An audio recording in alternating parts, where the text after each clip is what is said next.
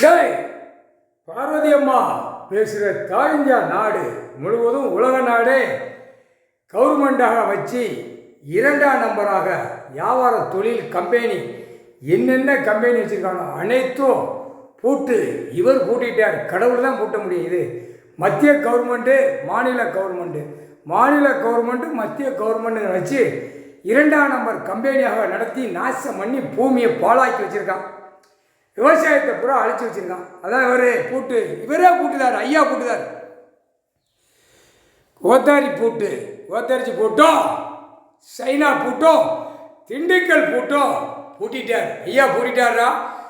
உட்காந்து உலகமே பூட்டிட்டார். 3 பூட்டாக இந்த கொடியை தூக்கி அரசு வச்சு நாசம் பண்ணி பூமியில நடந்து போறான் அரசியல்வாதி.